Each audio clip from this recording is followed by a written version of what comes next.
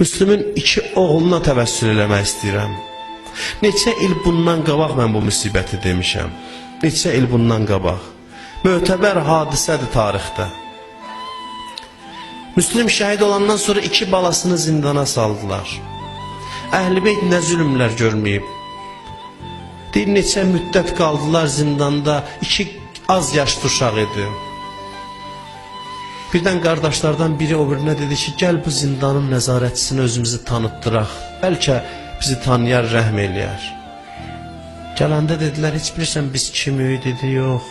Dedi, Müslüm ibn Əqilin oğlanları yox. Deyir, ürəyi rəhmə gəldi, zindanın qapısını açdı, dedi, azadsız. Amma gecələr yol gedin, sizi axtaracaqlar. Bunlar zindandan çıxdılar, qucaqlaşdılar əvvəl. Sevindilər, üzün dolandırdılar Mədinə səmtinə. Ana, az qalıb gəlirik görüşü. Deyir, çıxıb sərgardan gəzirlər Küfənin küçələrini, qərib şəhərdə. Harisin xanımı, çox fəzilətli xanımdır. Evdən qapının ağzında dayanıb görür, 2 dənə balacaq bala qol-qola veriblər, sağa sola gedirlər. Gəldi qabağa, dedi, ağazadələr, siz kimsiz? Bu qaranlıqda, bu gecə vaxtı hara gedirsiniz, şəhərin narahat vaxtında?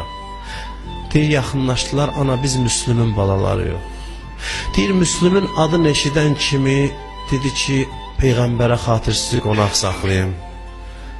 Onlara yemək verdi, su verdi, bir otağın içində saxladı, dedi, oturun, səsiniz çıxmasın.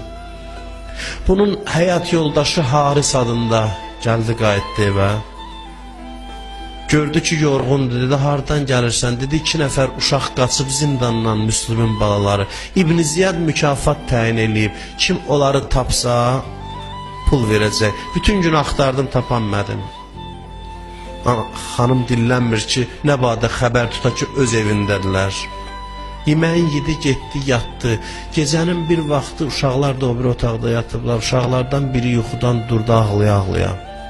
Onun ağlamaq səsinə o biri qardaşı da durdu. Dedi, qardaş, niyə ağlayırsan? Deyir, atam Müslümü yuxuda gördüm. Dedi, bala, bu gecə mənə qonaqsız. O da ağladı, dedi, mən də həmin yuxunu görmüşəm. Bunların ağlamaq səsinə Haris yuxudan durdu, əlini divara vura-vura gəldi, başlarının üstünə aldı.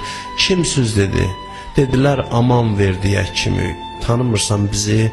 Biz Risalət bağının gülləri, biz Müslüm ibn Əqilin oğlanları yox. Deyir, Müslümün adını eşidən kimi gözü işıqlandı. Dedi, həmd olsun ki, bəxtim mənə yar oldu, neçə vaxt sizi axtarıram. İkisinin də qolum bağladı, getdi, yatdı. Uşaqlar ağlayırlar, Harisin xanımı da o bir otaqda saçların yolur. Allah, əcəb Zəhra yanında xəcalətdə oldum. Əcəb xanım Zəhra yanında xəcalətdə elədi mənim, bu namərd. Səhər açıldı, o uşaqların qolundan tutub qollarını bağlayıb sürüyə-sürüyə apardı Fəratın kənarına. İstədi başların kəsə, dedilər, neçə istəyimiz var səndən. Bir istəyimiz budur, apar bizi İbn Ziyadın yanına, öldürmə. Dedi, yox. Dedi, əgər qəbul eləmirsən, onda icazə ver, axır məqamda 2 rükət namaz qılaq. Gəldilər, Fəratın suyundan dəstəmaz aldılar, üzü qibliyə dayandılar. Namazların qutarıb, ikisi də döndülər Mədiniyə tərəf. Anaday yolumuzu gözləmə. Gəldi,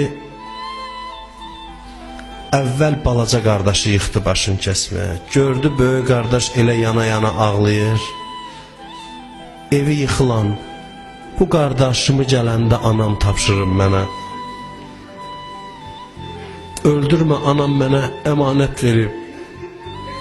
Yıxdı böyük qardaşın başını kəsməyə. Balaca qardaş özünü öldürür. Evi yıxılan anamın arzusu var, toy edə bu qardaşıma.